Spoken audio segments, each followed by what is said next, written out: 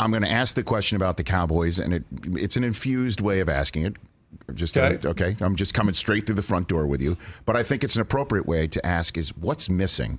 What is missing with the Cowboys? Yeah, so that is the million-dollar question that I get asked, and I honestly don't know. There was a time where I thought maybe I did know, but I think when you take a year like this, for instance, and they had a great year, and they are as talented as any team in football, and as someone who gets a chance to see a lot of these teams because of the Thursday night schedule and the Sunday package, that I'd put their roster up against anyone's, and they played great. They didn't play as well down the stretch, and then you go into the postseason and you just don't play your best football. But this isn't the first time that's happened. They've been the number one seed in other years and failed to get out of the first round. Yep. And so what is keeping it's hard to imagine. In a league, when you see teams like Cincinnati and like Jacksonville a few years ago and others that you can point to, and yet for the Cowboys for 25 years, they haven't even made it to an NFC championship game.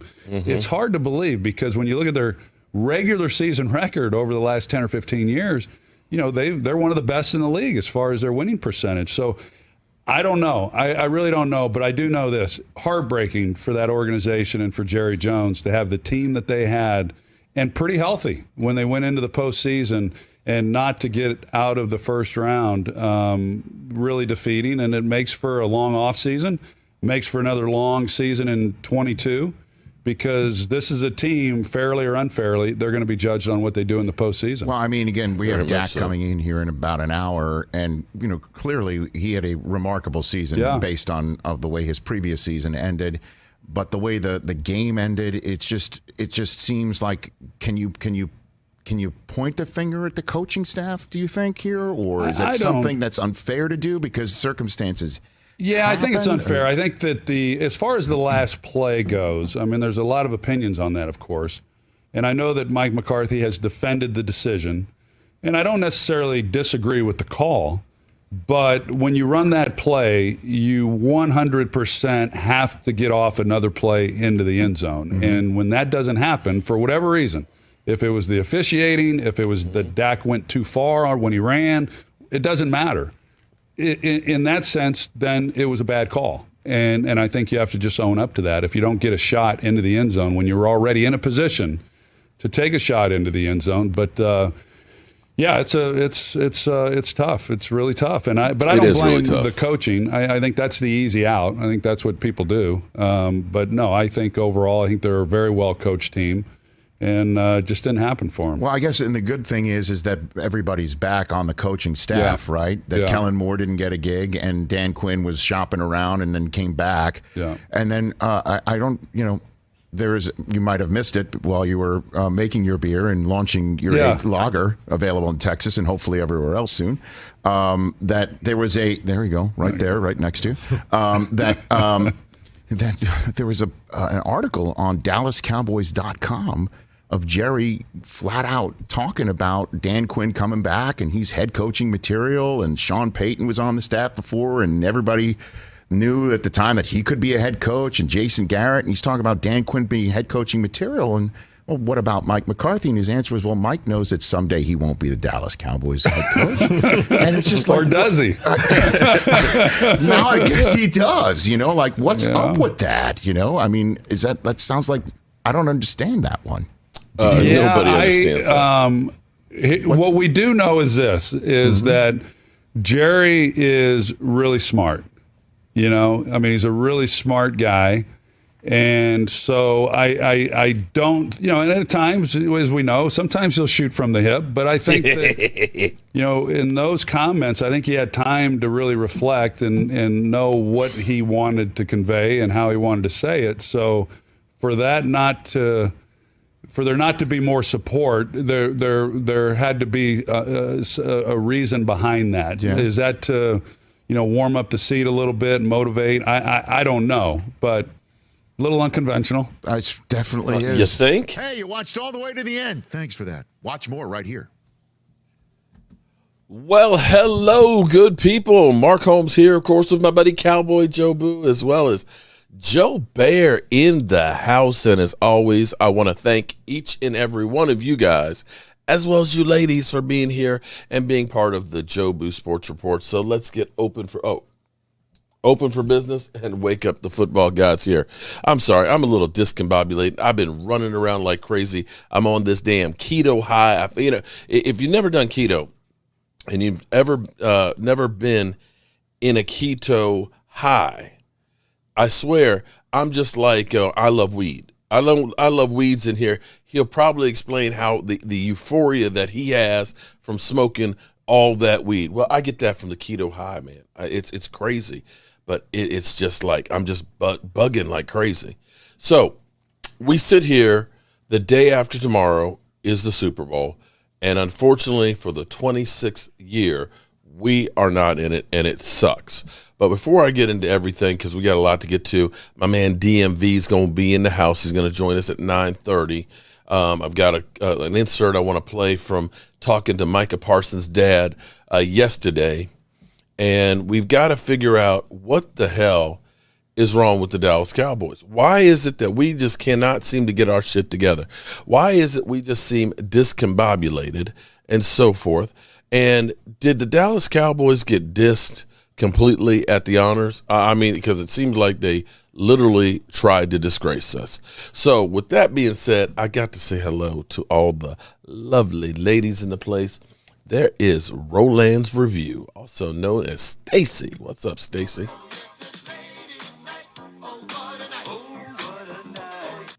I know Gina Thorne's in the house. What's up, Gina? There's Ava. Ava, did you get your stuff? Ava, did you get your Joe Barty's today? Did you get? Because they had to go all the way to Alaska. So I hope they got there in one piece. There's Lisa. What's up, Lisa? There's Joanne Gonzalez. What's up, JoJo? JoJo. I know Lola's got to be here someplace. Lola, where are you, Lola? Lola, there you are, Lola. Hey, what's up, Lola? Yes, Ava. Well, don't keep me serious. Why the clickbait title? What's it called? Oh, hold it. Jeffrey, are you new here, Jeffrey? What is clickbait about the title? The Dallas Cowboys do begin the work of fixing their shit so they get back to the Super Bowl. Everybody's a goddamn critic these days. That is not clickbait. What is clickbait? What is clickbait about that title? Please, Jeffrey, explain to me what the hell is clickbait about that title.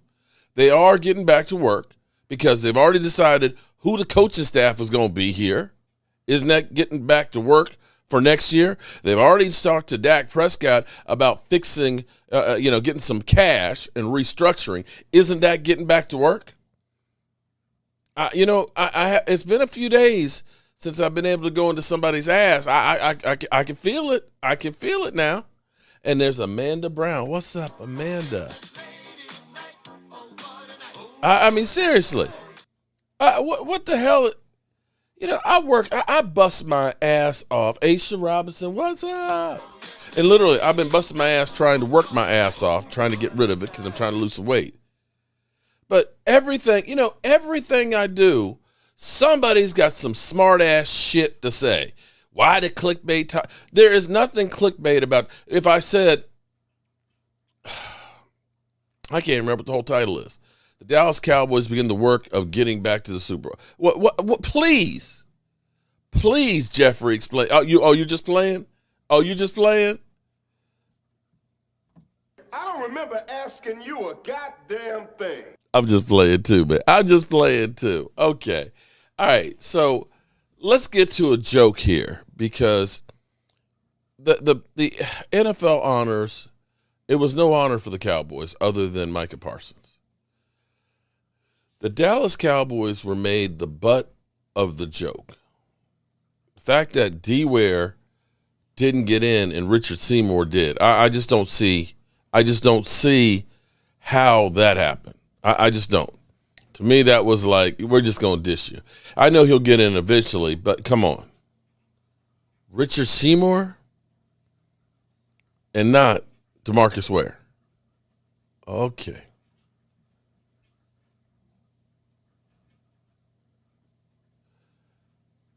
I'm trying to read this comment that somebody deleted that Dak sucks ass. Well, you can take your mother humping ass. Bye, Felicia. Right on out of here. Okay. All right. Okay. All right. We're going to take care of your haters tonight. So D Ware gets dissed. Comeback player of the year. I thought that was a regular season award. I thought that was a regular season award. And if we actually go through the numbers, all the categories, Dak was actually better. I thought, personally thinking a compound fracture, and if you don't understand what a compound fracture means the bone comes through the skin. That your bone snaps to the point where it literally protrudes from the skin. I literally was reading some mother humpers out there. Some mother humpers that were saying that Joe Burrow's injury was more severe. It was harder for him to come back from. The fuck are you on? A compound. Did you see Joe Theismann, who's now about a quarter-inch shorter on one leg than the other? That's a compound fracture. That's a compound fracture. The bones, yes, the bones fuse together. But see, what you have to understand happens beyond just the bone. Yeah, the bone snapped. But guess what also happened? All the ligaments in there tear too. So it's not just the bone that has to heal. It's all the ligaments and everything that goes through on that ankle that have to be rehabbed. I understand an ACL and an MCL tear. Believe me, I tore my ACL back in high school. But back in my time, it was a different world. They were just beginning to use the scope, and they didn't know how to, do the grafts to rebuild those. They were still using cadaver ACLs and things. So instead of them butchering me open to try and fix it, they just took mine out. And to this day, I still have no ACL. I was playing football 3 weeks later, FYI, with no ACL. But that's just me. And that's old school, Nathaniel football. Rub some dirt on that shit. But he had a compound fracture. And they'll say, oh, well, it wasn't as bad as, he didn't have 17 surgeries like Alex. But true, he didn't. Same kind of injury. Same thing that's hard to recover from. How long was Alex Smith out for? Because of those extra surgeries. So, be that as it may. Ava said, wait, what? Ava, wait, where did it go? I didn't like how they were egging on fans to think Dak was getting, and see, I tell you what, Ava, I thought for sure that they were going to give Dak the man of the year because they kept showing Dak. Oh, and this is where it got to be like the walk of shame to make them the butt of the jokes. To literally go through. I was like, I can't believe they did this shit. I can't believe that they literally did this shit. Coach of the Year, MVP, the Walter Payton Man of the Year. Oh, God, that reminds me. I wanted to give a shout out to my friend Sean Payton, who retired from the Saints after 16 years of coaching. Let's give it up for Sean Payton. Did a great job there. Sean will now return to his true passion, finding a way to take Mike McCarthy's job. So, Greg, is this supposed to be music playing right now? Ooh, I don't know about that joke, Eli. I mean, look, we all know Keegan is a pro. He nailed the delivery, but might be too much of a thinker. A thinker? What? Eli, Peyton, guys, what is happening? Are you doing a Manning cast of the NFL Honors? Oh, yeah. ESPN2 has us mic'd up 24/7 now. I haven't gone to the bathroom in 3 days. I'm too shy. Just pretend we're not here, Keegan. No big deal. Just relax. Relax? I'm in the middle of hosting a live television show. Okay, all right, I can try. I'll try. Okay, look, back to that cowboy joke. Eli, what'd you think of it? Honestly, I felt bad for Dak Prescott in the audience. Can we cut to Dak? Can we cut to Dak? What, do they have control over the cameras? Sorry, Dak. I'm sorry. Eli, you're exactly right. I mean, look at Dak. He doesn't know how to react to a Mike McCarthy joke. I mean, what's he supposed to do? Smile? Frown? It's impossible to decide. That's why I never change my facial expression. Oh, that's why. That makes sense. That is absolutely brilliant, to tell you the truth. Hey, can we check out that reel of Eli's face not moving? Let's check out the reel. They're doing... Oh, wow, he never changes his face. That is good stuff, Eli. I couldn't even tell if you were awake. That's my brand. Listen, when we come back, our guest will be Billy Crystal, a man who knows a thing or two about award show hosting. That's true. He's got some notes also on Keegan's opening musical number. Okay, let's just move on. Can we move on? How about we just move on? Okay. So let me touch on Joshua Bronson. Okay. Then, by your logic, because he was one and done in the playoffs, then shouldn't Aaron Rodgers not be the MVP of the league then? Should Aaron Rodgers not be the MVP of the league? He was the number one seed, and they lost. And then shouldn't that mean that Mike Vrabel shouldn't be coach of the year because they were the number one seed, and they lost in the first round? So by your logic, neither of those guys should be MVP. In fact, Aaron Rodgers, 4 MVPs, he shouldn't have because he didn't win the Super Bowl. Because, see, there's a difference of being Super Bowl MVP and NFL Player of the Year. Am I wrong on that? If you're saying Dak did not deserve to be a comeback player of the year, which is an award to say you came back from tragedy or being out of the league or whatever to come back and have a great regular season. Now you've changed it. Now you've changed it to, it's also counting the playoffs.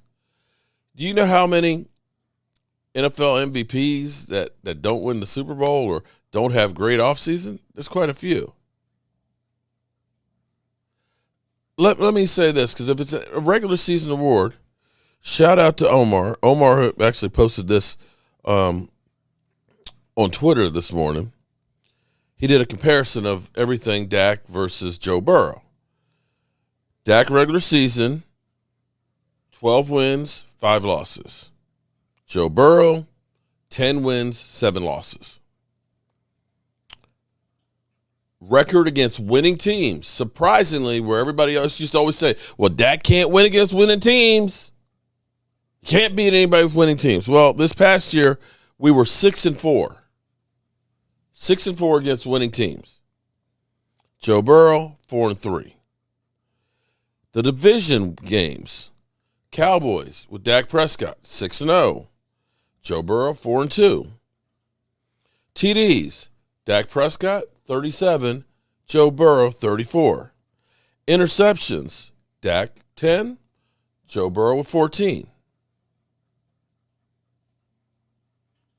It's a regular season award. It's a regular season award. So I'm trying to understand if Dak had the better numbers, better record and stuff in a regular season, how it is. If you're saying, okay, because then we need to go through and we need to say, Mike Vrabel, give it back. Give it back. We're going to give it to Cincinnati's coach because they were, 5-11 2 years in a row. He deserves it because they're going to the Super Bowl with the 10-7 record in the regular season. That's what you got to do. You got to say, Mike Vrabel, you don't deserve the MVP, Coach of the Year. It's got to go to Cincinnati. Right? And Aaron Rodgers, you're one and done, buddy. Give me that trophy back. It's going to Joe Burrow. Or Matthew Stafford. Matthew Stafford gets it because he's going to the Super Bowl. Well, Samuel, here's actually, I'm going to give you my personal opinion. I think, and you're going to say, you're just making excuses for Dak, because I know I can't get to you guys that are truly Dak Prescott haters. It doesn't matter what I say. But as we keep talking about Dak Prescott needs, That's what we always say. Dak Prescott needs these things perfect. But if you look at this system that the Cowboys are running and have been running, this system has to have everything perfect. Because, see, we can look at a bigger sample size than just Dak Prescott. We can look at a huge sample size besides Dak Prescott. Because here's what we can look at. From the time we had Jason Garrett and things from Seattle, we had, the times it's worked, except going deep in the playoffs, we had everything perfect. We had a great running game. We had great offensive line. We had great wide receivers. And we didn't have injuries. 2007, boom, it's rolling. Then you start looking at like 2010, 2009, 11, 12, 13. Those years, we didn't have a great running game. The offensive line wasn't that good. Our receivers, we got past, Miles Austin and Roy Williams and T.O., and we were kind of muddled without having the great wide receivers, so we got Dez. But finally, we hit lightning in a bottle with Tony Romo. Because, see, I know all y'all say if we only had Tony Romo. But here's the thing. We had that perfect situation where we had an 1,800-yard running back. We had Dez Bryant balling. We had Jason Witten balling. We had the best offensive line in football. And here we were right here with this team, on the cusp of the NFC Championship game. As soon as we lose a piece with this offense, beyond Dak Prescott, it's the offense's fatal flaw. It has to have everything perfect. It's predicated on being able to run the football. But, the Joshua, you can change. You say, we can change the plays. If you're only allowed to change it to other garbage-ass plays that they put in there, it's not like he's able to go through, look, we're going to draw this shit up on the dirt, and we're going to do it this way because the shit that they're sending in is antiquated. You can go to anybody out there, and they will tell you this offense is vanilla. How many times on first down, knowing we can't run the football, and everybody else knows we're going to run the ball on first down with Zeke Elliott, who's no longer a prime-time running back anymore, and dealing with injuries, that we're going to go ahead and get 1 or 2 yards.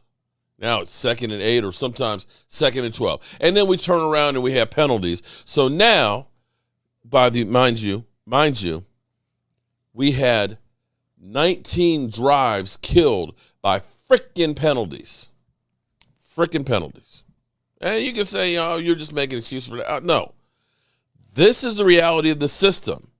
The only time this system won Super Bowls was when you had Troy Aikman healthy. You had Michael Irvin. You had Jay Novacek. Great. You had the best offensive line in football. And you had Emmitt Smith able to run the football. Everything was perfect there for this offense during the 90s. Well, brother, I hate to tell you, you can't stockpile the talent like you used to could back in the 90s because of the salary cap. It's the fatal flaw of this offense. Seriously. It's the fatal flaw. We have this nostalgia of everything being back like it was with the 90s. And, it's not the right offense. Because, see, the difference, you say, Joe Burrow was able to get it. Because here's the thing. Our plays are slow developing. Our offensive line can't hold up. Tyler Baddish is literally in Dak Prescott's lap. You got Tyler Baddish sitting on Dak Prescott's lap, and he's trying to throw the football. His ankle, I don't think it's quite there, or the calf, where he could escape, because I'm looking at him, he's not running like he was before. And I think it'll get better. I think it'll get better with the whole offseason off, okay? I think it'll be better. Oh, okay, you know what? James, how you doing, man? James, are you new here? James? I love the comment. Quincy Carter is better than Dak Prescott. You know what? I don't remember asking you a goddamn thing. Bye, Felicia. Have a nice day, okay? Don't come in here with stupid shit, spoiling my night. Before I get my man DMV, he should be coming in a few moments. I want to go. I want to cheer up a little bit. I want to cheer up a little bit because, we give Jerry Jones and crew a hard way to go all the time, but I want to actually give them some credit for once, okay? Because the move that they made, getting Micah Parsons, as well as getting an extra pick in there, to me was gold. From time to time, I get lucky and I get to do something really cool. And yesterday was cool talking to Micah Parsons' dad. I got the opportunity to understand a little bit about Micah Parsons from somebody who knows better than anybody else. And when I saw this comment from Micah Parsons today, when he was asked about bringing his 3-year-old son to NFL honors, and he was saying, because I want him to see and experience this, to understand that there are big things that you can do. It doesn't have to be even football, but there's a whole world out there to experience. And he got that from this man right here. So take me, and I don't want to take up too much of your time and things. Oh, we're good. We're good? Okay. Take me to draft night. So, you weren't sure where he was going to go. Did you have any thought that it would be the Dallas Cowboys? No, but true story. So the same weekend I went out to California, we were talking. He said, well, Dad, I'm going to be a Cowboy. I said, oh, I love this now. Okay. I said, man, go ahead. You're always playing games. He said, no, think about it, Dad. I graduated from Harrisburg, where you graduated from, because he had transferred schools middle of his junior year. He said, I went to Penn State, your favorite college team. Right. Oh, boy. Okay. It was written, I'm going to be a Cowboy. I said, okay, if you say so. So at the draft, I'm looking at where it's at. I'm thinking like, yeah.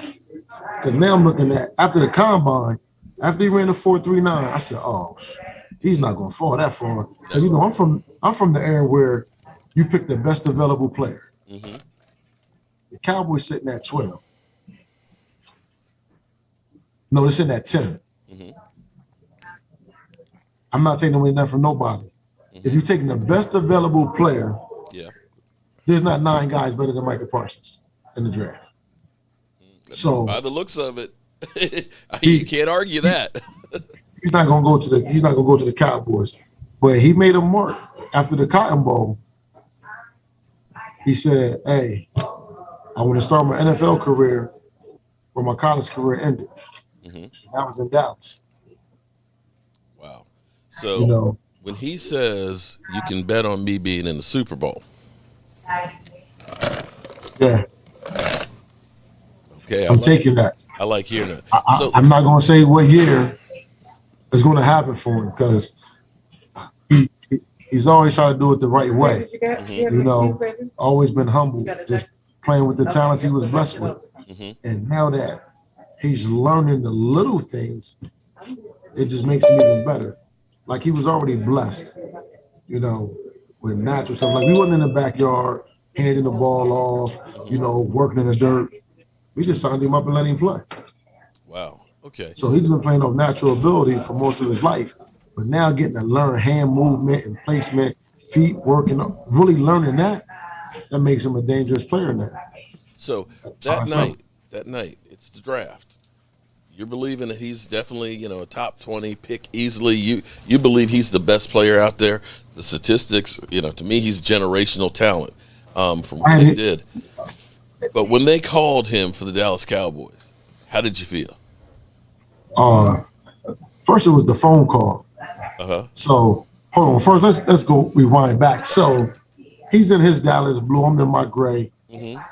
I got my Dallas mask in my pocket, just in case. So with the 10th pick, the Cowboys make a trade. Oh, I'm losing my mind now. Oh, wow. I'm to myself, I'm a Cowboy fan, but my son wants to be here. If he's there at 10 and they don't take him, I'll be finding me a new team. Oh, wow. Okay. So when they made that trade, I was like, wow, I was on live. I think I might have cussed and everything. I was distraught. I was like, this is crazy. And then they trade with the Eagles. So I'm thinking, man, I don't even like the Eagles. What if the Eagles take it? I said, oh, then I got people texting my phone talking about, yeah, Parks, we got this Eagle jersey waiting for you when you get home. I'm just like, no. You just mad now. This ain't even funny no more. I'm not even feeling this. But then when the Eagles didn't draft him, I said, hold on. He might be a Cowboy because I know the Giants don't want him. They made it clear they don't want to be in a position to take the best available player. So once they traded, the phone rang. I said, oh, was that Jerry? Because at 10 we thought the phone rang because it was a phone in the draft in the green room. But I guess we were just mentally thinking the phone was ringing. The phone didn't ring. Then when the Giants made that trade, that's when Jerry called. And it was like, we looking at he's all, and he was like, thank you, Jerry, thank you, Jerry. So it was funny because I'm live with everything. So everybody who was on my live, and my lives be okay, but today my live was like 900 people strong. Everybody was watching. I said, oh man, everybody watching. So part of the country knew he was going to be a Cowboy before the announcement was actually made. So some people was mad. They turned the live off because they knew who was getting drafted before it was announced on TV. So we already celebrated. Still was like, okay, let's calm down. So now let's go watch it. So the lady, she's just talking and talking. We like, come on, we just say his name. We already know. You're doing too much. Just say his name. And then they said his name. We jumped up and down. Then he walked out. And the best part about it was when he jumped in the commissioner's arms. Because for me, I felt like he was looking at his godfather. Because his godfather coached him at the Packer level. And he had told me when Mike was about 6 or maybe 7, he said, yeah, he's going to the league. I said, why you say that? He said, I've seen a lot of players. He said, what he got right now is unteachable. You just got to be able to control it. And I was like, oh, okay. So when he jumped in his arms, I felt like he was jumping into Coach Ham's arms. He told the commissioner, you ready? He said, yeah, and jumped in his arms. I thought that was that little kid jumped into his arms.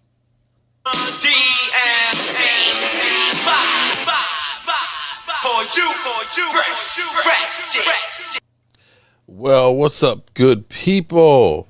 I have to welcome into the house my main man, DMV.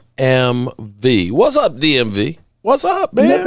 Nothing much, man. It was a pleasure hearing, really just hearing Micah's dad just talk about the surreal moment and really just being at your house and remembering how we found out. Oh my God, yeah, being completely different, you know.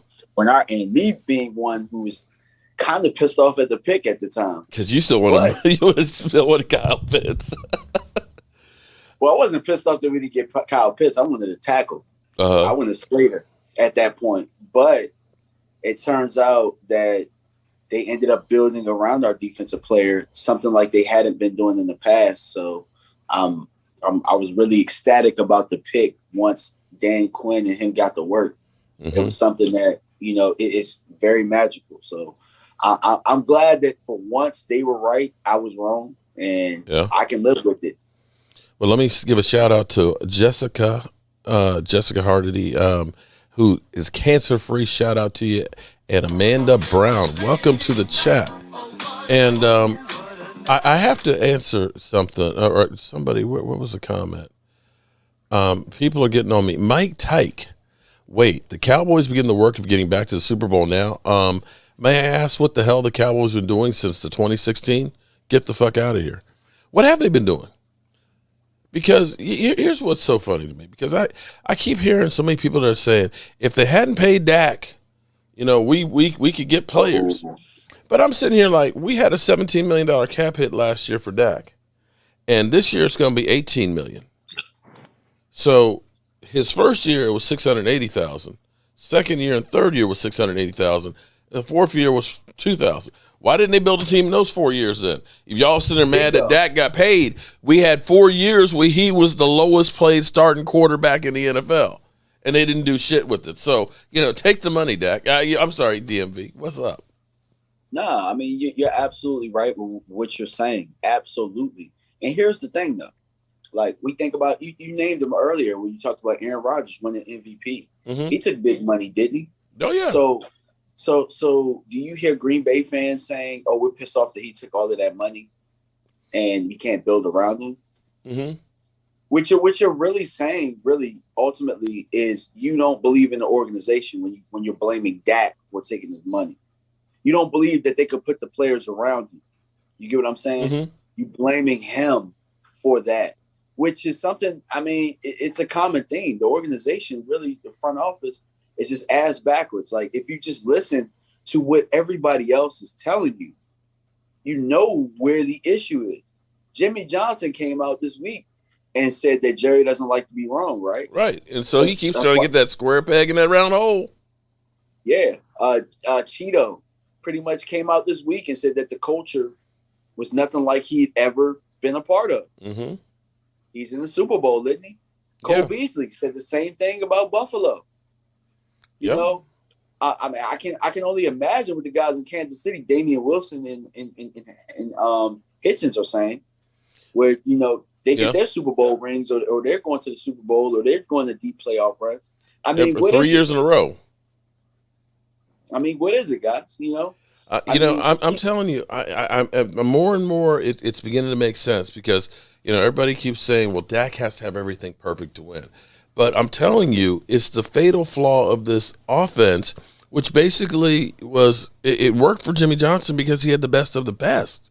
We can just bowl you over and just put our will on you and be able to run the football, and you're going to do everything you can to try and stop us from running the football. And because now you're shorthanded in the secondary, we're going to be able to make moves to the receivers because they're going to be one-on-one, and we've got better wide receivers than you have in cornerbacks. Well, and we don't have that anymore. Once we're unable to run the football, then it's all relied on the pass, and the pass is so long developing. Our spacing is terrible. We don't get mismatches in with the receivers. It's ass. Yeah, it's complete ass. But what did Jimmy have outside of all of that? Because we've had running teams. We've had teams that can defend. Jimmy had culture. True. There was no, hey, I got a straight line to the owner opposed to the coach. You had to deal with Jimmy as a player. True. That's what the issue is, guys. And people don't want to talk about it. We want to deflect. Like, well, Dak can't win the big game. Dak can't do this. Damn it, Dak was in diapers the last time we were in the Super Bowl. Yeah, he was in diapers. He was in what my cousin calls shitty ruse. He was in pull-ups, guys. Damn, yeah, I agree with you on that. I mean, we talk about all the stats here, but you can't win the big one. Sound familiar? Sound like number 9? Sound like Romo? But see again. But go back. Listen. Look at our team in say 2011, 12, and 13. We weren't real good at running the football. The offensive line wasn't great. And what were we? 8-8, 8-8, 8-8, right? When we were able to run the ball with DeMarco Murray, 2014, offense was great, right? We got the catch no catch away from the NFC Championship. Of course, Tony Romo goes down. 2015, it's back to being ass. 2016, Dak doesn't have to do 4,000, 5,000 yards. You had a great rushing attack. You had a great offensive line. The offense was going like crazy, and we were an Aaron Rodgers miracle away from going on to the NFC Championship game, right? Then in 2017, what happened? We had all the problems with Zeke Elliott.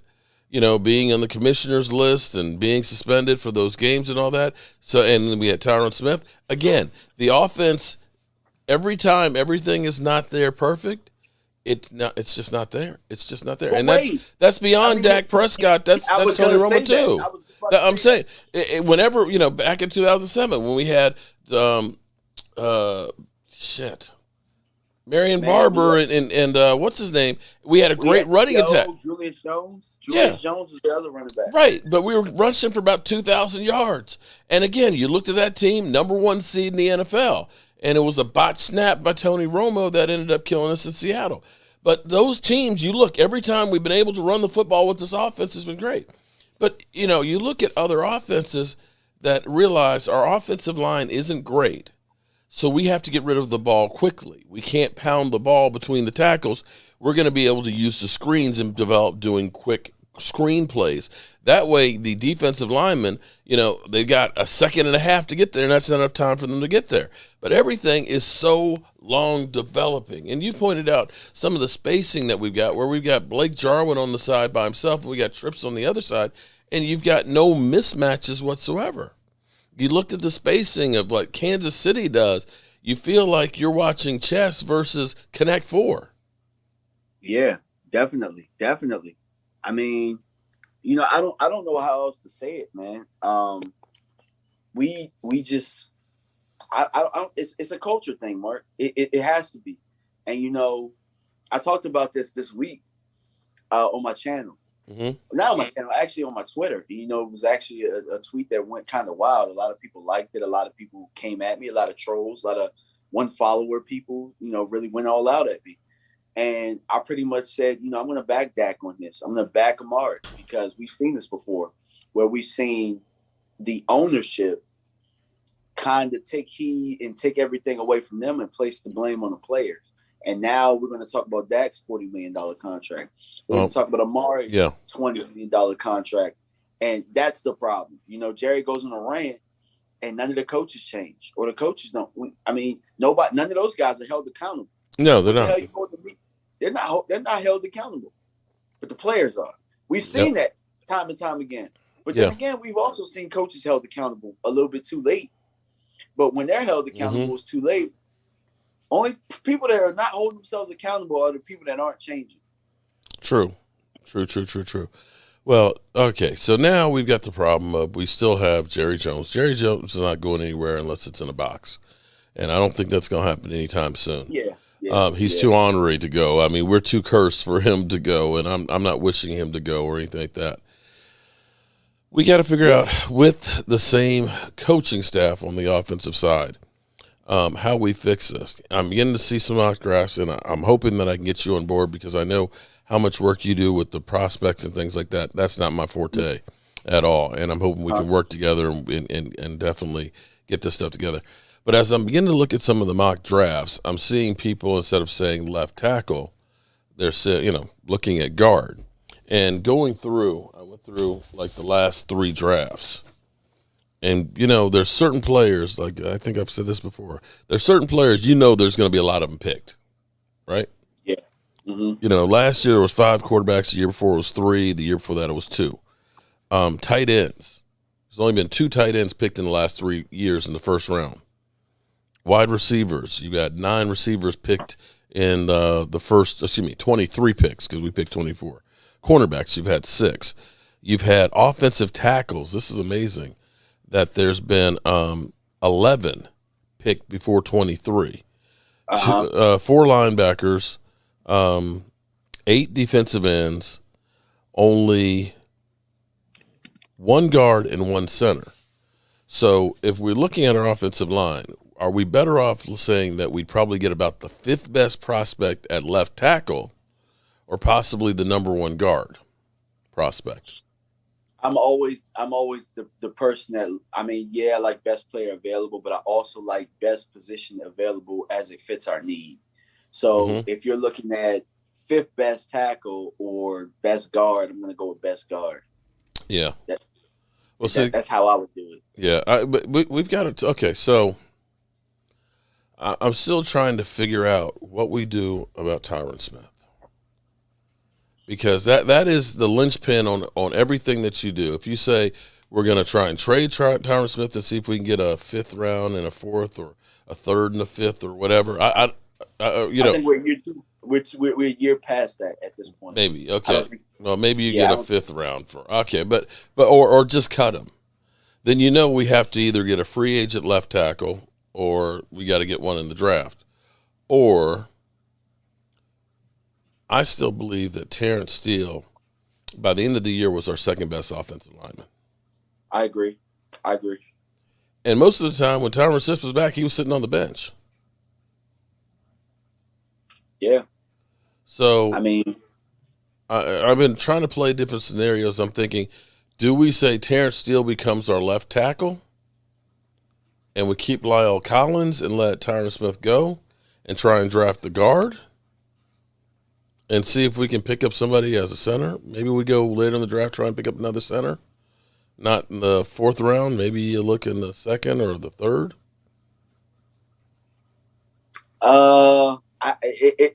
It's tough. Honestly, I think you're not going to know what you're going to do with the line until after the draft and how it plays out, because the way that the contracts fall with Tyron Smith and with Lyle Collins, you can get a lot of money post June 1st for both of those guys. However you want to swing it. But here's the thing though. The 16th, we are a little over a month away from having to be under that salary cap. And we still have a lot of players. They've got to make some decisions quick because we got 16 coming from Dak, so that leaves us still 5 over. You got Randy Gregory. That's why, Mark. I'm with keeping Amari on board. That's the guy I'm kicking the tires down the road. Well, I'm kicking the can down the road for. I agree with that too. I agree with that. That's how I'm creating the money. And we just gonna have to figure it out. We just gonna have to figure it out offensively. We're gonna have to figure it out. Well, so you could restructure. Okay, here's what you could do. You could say, Amari Cooper, we're gonna go ahead and restructure you. You could pull about, I think, $18 million off his contract. Oh no, it would be 17 by the time, because he's 22 and they don't owe anything. So they could basically take all of, say, 21 of that and convert it, and then divide it by 3. So they could still get about $16 million restructuring him. Maybe they add some voidable years on it or something like that. But you got 16 there, which means then you're now 10 under the cap with the money from Dak. If you do move on from Tyron Smith, if you go ahead and say Tyron Smith, we're going to let you go, you immediately get 8, and I think it ends up being like 15 if it's a June 1st. That 10 may be enough to buy you enough money to try and keep some of the key players where you could backload their contracts to try and hold on to a Randy Gregory if you deem him the one to keep. You could also move on from D-Law. D-Law, again, the thing about making the June 1st one is you don't get the money until June 1st. And we need the money now, because how many of these guys do we want to let hit the streets? I mean, I think you want to keep Jaron Kearse, right? Yeah, absolutely. He's my first priority in signing. Okay. Knowing that we have Dan Quinn back, knowing the chemistry, knowing that he's the guy to water green dots sometimes, and he's a guy who can cover tight ends very well, especially in this league where you can't really put hands on anybody anymore. I think that is probably the most valuable thing we can do. I mean, just think about this, Mark. Think about how in years prior, tight ends just ran free up the seam on us. Yeah. And how that just made everything tough, and quarterbacks weren't able to get in their first read. So he's definitely my first priority in signing. Well, then there's Dalton Schultz. I mean, to be honest with you, Dalton Schultz can walk.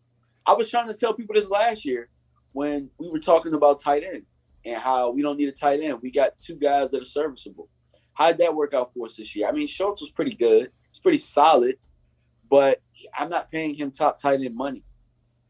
I'm just not doing it. So herein lies the other problem with this offense is, I think you look at most of the really good teams, they all have a game-changing tight end. Be it Gronk, be it Kittle, be it Kelsick.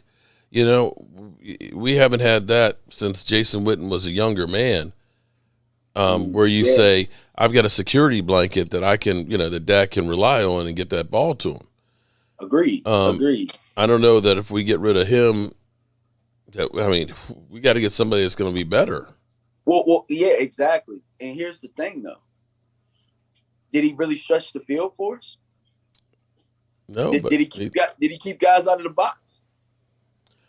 No, but I think he actually got more catches than Amari Cooper. No, he got more catches than Amari Cooper because that's who they were letting us throw the ball to. The reason why you got to have a game-changing tight end. They're like, hey, 5 yards. Oh, okay. He's going to get tackled every time he gets touched. He's not breaking any tackles. He's not making anybody miss. That's who they were allowing us to. All right. Well, okay. I get you. I hear your philosophy on that one, but I think tight end to me is as much, if not more important than your wide receiver sometimes. Yeah, especially late in the season. Where are they putting all our eggs in the basket of those guys get us when it came down to the crunch time in the playoffs? Because we talked about tight end. We're watching all these tight ends make differences. We're watching Uzoma over in the Bengals. He's doing a pretty good job. We watched Kelsey, what he was able to do in the playoff. Schultz isn't nowhere close to those guys. And damn, Kittle didn't even hardly touch the ball in the playoffs, but his blocking was very valuable in what they did. Dalton Schultz is getting he's getting his ass tore up. True on that. He's True. Not even blocking. Okay. All right. Well, here's the one that I always find funny. Sometimes I feel like the Cowboys. I had a person who sent me an email that said, my tone has been so negative that it's not fun to watch. And it's like, I don't want people to tell me what I want to hear, and then I got to deal with shit later. I'd rather you go ahead and be honest with me. So, Michael Gallup got his ACL operated on, I think, this week. They had to wait for the swelling stuff to go. And then it's a clean tear. Doesn't matter if it's, clean or not. You're basically doing a skin graft and replacing it. I don't know what they're talking about, a clean tear. It's tore. It's going to be replaced. It doesn't matter if it's clean or not. Right. But this is the kind of bullshit that they try and tell us. He could be ready to start the season. Well, he could if he's Adrian Peterson, but Tristan Hill tore his ACL. Remember in the middle of the season last year? He only played 5 games for us for the season. So if we're saying, we're going to re-sign Michael Gallup, because he might be ready to start the season, I'm saying the chances of being ready, it's possible, but I can't bank on him being ready to go. Now, maybe you can go ahead and work out a 1-year deal with him. That's cheap to kind of say, we know you're not going to be ready, and this is your chance to go ahead and get yourself together and see how good you can be to get a contract maybe with us or down the road. But I can't look and say, we're going to rely on him, because this is the same thing we always do with Tyron Smith. Tyron Smith, he's been in California and gotten his back worked on, and here we go. He's not there to play. Yeah. So you have to realize we're not going to see him until probably about halfway through the year, maybe be forced through the year. And like he's going to be coming back from the injury without the training camp and everything else. So it's going to be a learning curve to get back on the field. Remember when they told us when Gallimore hyperextended his elbow? It's 3-4 weeks he'll be back. He only got 5 games. Right? Mm-hmm. D-Law, it's going to be 7 weeks. D-Law, it was like 11. So it's like whenever they say, here's this, no, I don't believe that. I don't believe that. No. So now you got to decide what you're going to do on Michael Gallup. Leighton Vander Esch, I think, is a goner. And it looks like he's on TV on the Reacher. It depends. It depends with Leighton.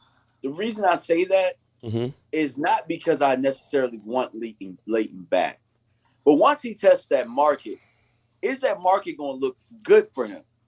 Because right now in Dallas, you're comfortable. You're comfortable with where you live, if you have kids, if you're married.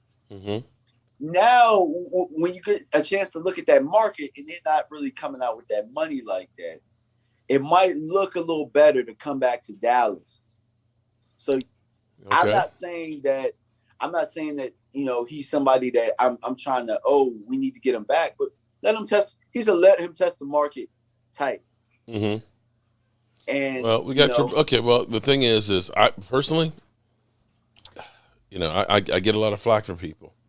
I keep getting the deja vu of Tyrone Crawford. You can't get rid of D-Law. He does the dirty work. It's like, oh my God, here we go. We hold on to players too long and pay too much money. We paid $19 million for the last 2 years of Tyrone Crawford because people said he's a team leader and he does the work. He can play the 3 or he can be outside. Oh, okay. No. Well, that's how I feel about Schultz, Mark, because if you look at his production this year, Schultz is in the top 5 of tight ends. Are you paying him top tight end money? Because I keep seeing people say, I'm keeping Schultz. Are y'all paying him top tight end money? Yeah. I see where you're going there. I think there's a lot of free agent tight ends that are going to be out there. that you could probably get for cheap that could do the same thing he could do. I don't see anything special, but that's not to take away from your point. But it's like the dirty work, or we like this guy because he's solid. And it's like, guys, football is a never-ending cycle of youth and just players that, can come in and play. I mean, every once in a while, you'll have some one-year deal guys that can come in and make plays. I mean, well, and here's the football thing. Is how you handle turnover. Here's the thing that when that always gets me, when we start talking about that $27 million with D-Law is, players, as you get older, you get more and more injuries. Yeah. He had off-season back surgery again, and I believe that's the third time he's had back surgery, and then turns around and hurts his foot in practice. So now you're looking at a guy who's playing a position that, you're going to get injuries. People will say, well, we need to move him down to the 3 technique, but he's only 255. He's not big enough to be a 3 technique, and he's definitely he's definitely not going to be able to take that. And it's like you're going to pay $27 million for a guy that's going to play at 3. True.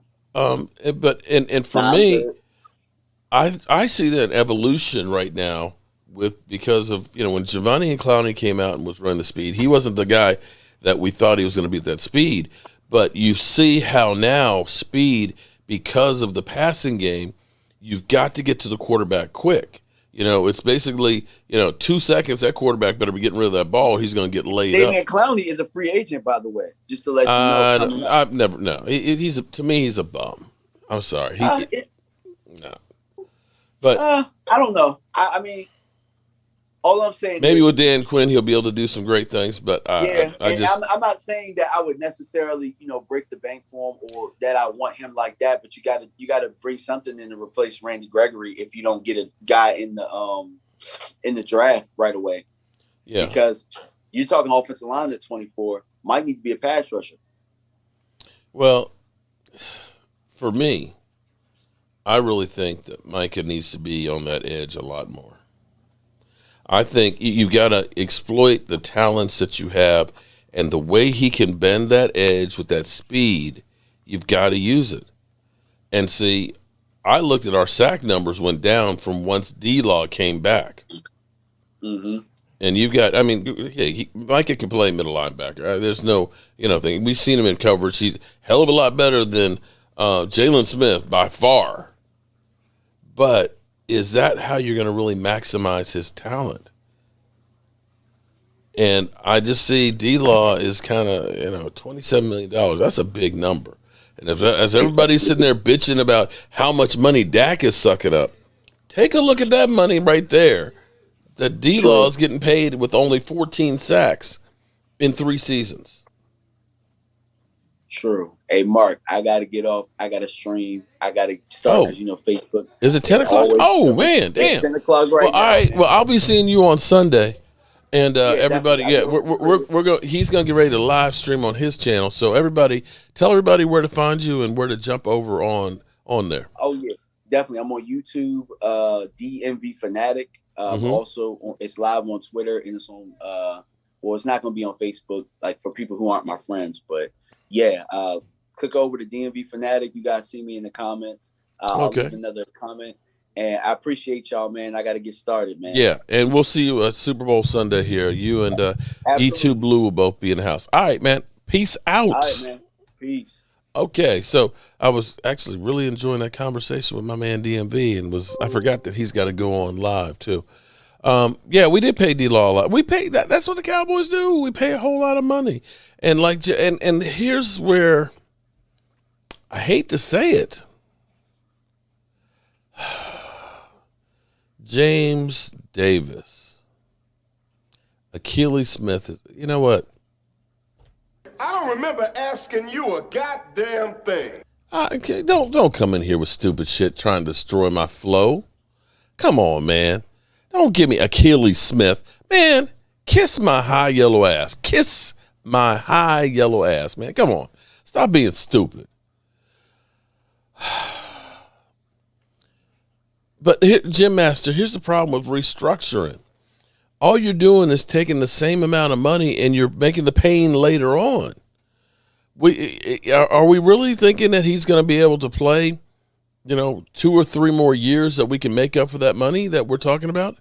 Because let me look at his number.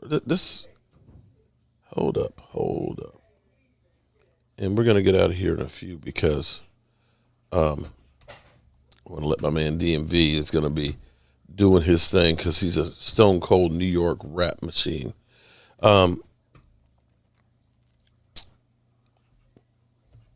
Let's look at his contract.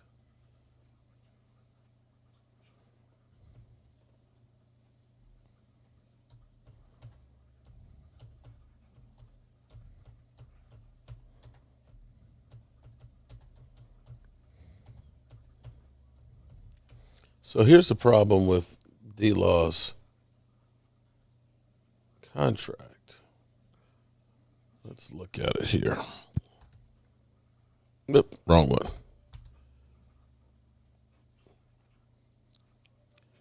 So right now, take a look at that.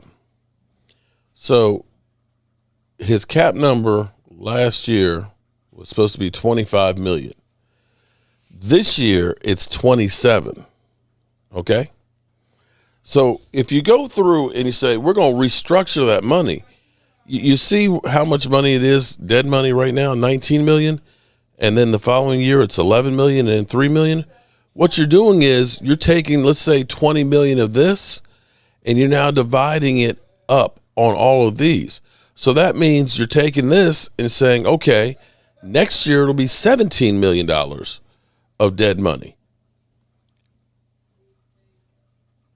You're just kicking the can down the road. And so do you think he's going to be able to play great next year? And you're going to say, oh, he's going to play great next year and great in 24? Because that's what you're banking on when you start talking about restructuring deals. That's a lot of money. Look at that, guys. $105 million is what we're talking about. And since he got that contract, he's got 14 sacks.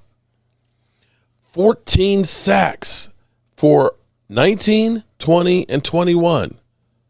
Dudes. That's $45 million for 14 sacks. Where's my phone? What is that? 45 divided by, that's $3 million a sack. $3 million a sack is what we're talking about here. That's okay for you? That's a bargain? The cap goes up a lot, but doesn't mean that you got to go ahead and just say, let's just throw the money away, because what's going to happen is the cap's going to go up, and so are the prices that you got to pay people. So I'm at this point, I still believe that it's stunting Micah Parsons' growth. Just do. I think that it's time to move on there, because you need the money to keep some of the other guys, some of the guys that are younger. So here's the thing. If you make him a pre-June 1st cut, you just get $8 million of cap saving. But if you make him a June 1st, post-June 1st cut, you save $19 million. $19 million, hey, that's a lot of money right there. $19 million. So that's where I look at it and say, you know what, D-Law, I love you, but, hey, Gina C., what's up, Gina?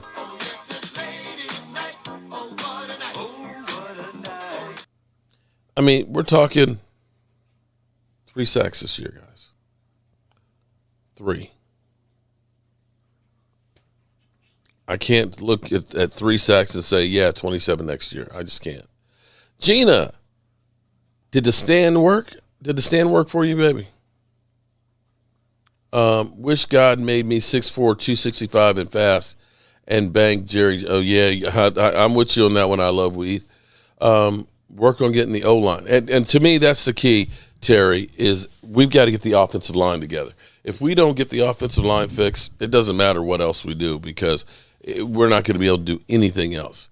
Zeke could be effective if you have a good offensive line, and I think that's the eggs that you have to put in. Not only defensive line, the interior of your defensive line as well. I think Tristan Hill and Gallimore will be good, but I still think we need a real big beast in the middle. Is Justin still alive and well? Justin, I talked to him about a month ago.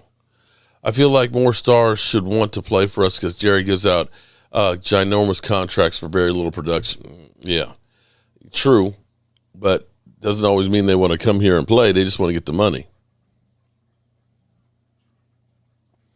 Shaking my head, all y'all do is talk about money that you don't pay. Jerry Jones has the money. The NFL got money. I'm sick of foolishness. Okay. D-Law needs to take a pay cut or kick rocks, period.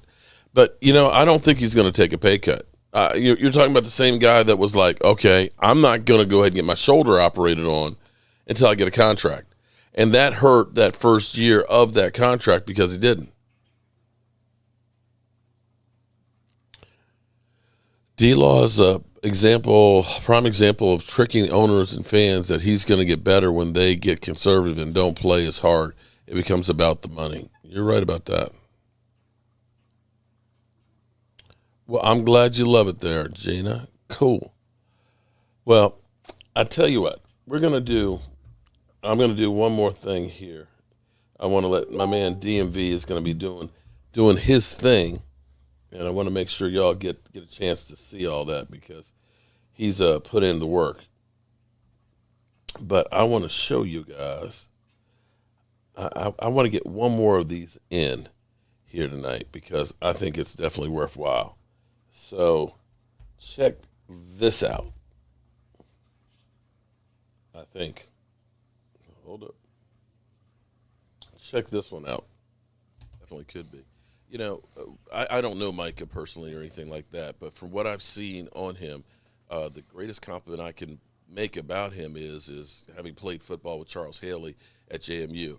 He is the player the Dallas Cowboys have been waiting on. Now, he's not Charles Haley with the crazy because, like I said, I can tell you some stories about Charles, but I'm not going to go into it. But when I look at him, and I like to call him a dog, somebody that's in there, that's in your face, that ends up rallying and getting people behind. To me, the Dallas Cowboys have been missing that guy that can really rally the troops and is out there that is a game changer. When I see him play on the field, I felt like this season we haven't seen somebody playing like that since Lawrence Taylor. Your thoughts on that? Would you agree with that? He's a great addition. I won't put him in the same category as Lawrence Taylor. We only got 1 year in. I mean, the possibilities is endless. And, and like you said, I just want to be Micah Parsons. I just want to play my best and bring my best. I want to be a legend. So, he doesn't get into that. I'm like this guy. Mm-hmm. Micah Parsons. I'm playing football, and he just loves the game. Like, if they told him next year, hey, we need you at safety, mm-hmm. to be one of the best safeties in the league, he's going to learn, he's going to ask questions. Like, he just wants to play football. If they say, hey, can you run 2 fullback plays? Oh, my God, I've been waiting for this. Yeah, come on, let's go. Like, as long as he's on that field, he's excited. I'm surprised that somebody hasn't done like a Bo Nose commercial. Remember the Bo Jackson commercial back in the day? Yeah. Because literally seeing him playing, of course, linebacker and then going through and playing defensive end, seeing him back in there, past defenses and all that, it's kind of like, what do you need me to do, Coach? I wouldn't be surprised if you ended up having to play a couple of snaps at quarterback and things. Does he have a preference? I know he's the kind of guy that, if I'm playing part-time edge rusher, I'm okay playing middle linebacker. But does he have a preference in playing? Does he like being on the edge more? Does he like being in that middle linebacker? For me, I think he's more effective on that edge. A lot of people will say, he doesn't have the weight and the size, but, Charles is about 250 and about 6'3", 6'4". To me, defensive ends, it's now about speed more so than size. He likes the linebacker position.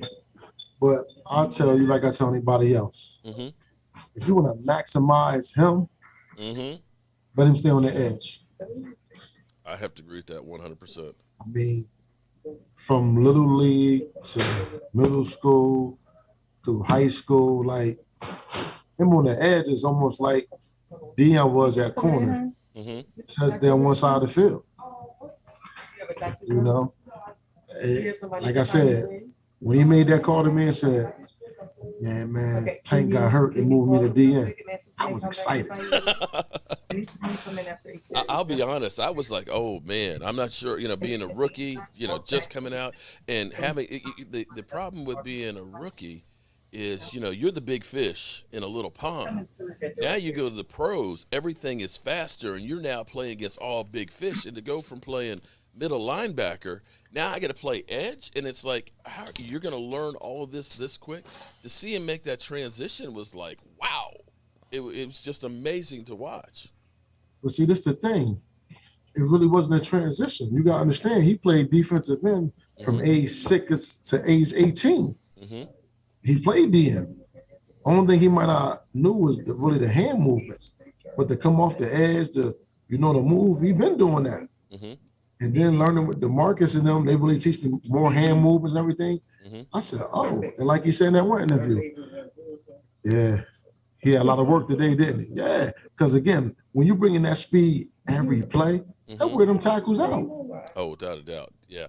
And see, I think that's what the Cowboys need to do with him. They honestly need to get him on that edge, at least 25, 30 plays a game. So if you think if he gets them going out and he swings back in, they're not moving back in that quick. And then it came to a point where they had to bring the tight end over or even have the running back help. So now you got 2 or 3 guys worried about one person. That frees up somebody over there. They got to win the one-on-one battle. Yeah, there you go.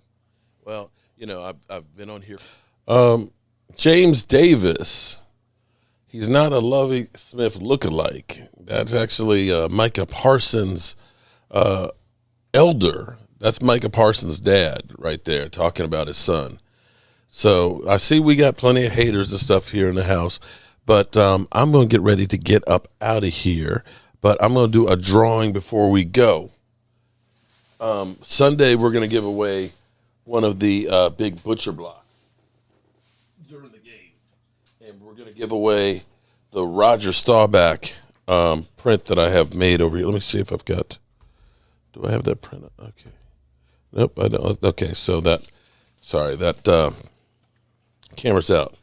Forever Fashion Runway line is our winner. Forever Fashion Runway. Hit me up. I don't think you're in here tonight. I love you too, Weed. I love Weed. Thank you very much, man. I appreciate it. Forever Fashion Runway.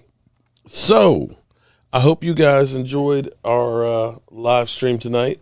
And don't forget that my man DMV is actually live right now. So, definitely check him out. And it's time to grab your shot glasses.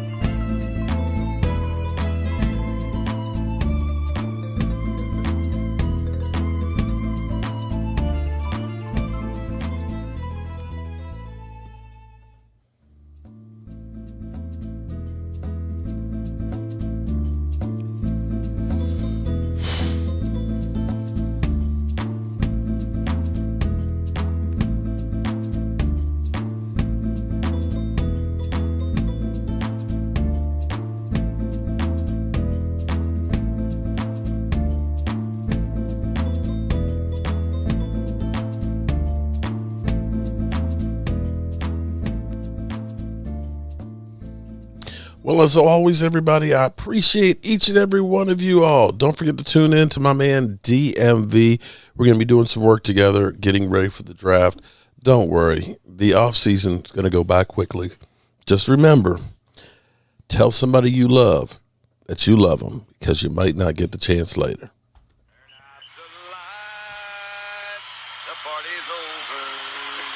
They say that all good things must end. Call it a night. The party's over. And tomorrow and next year starts the same old thing again.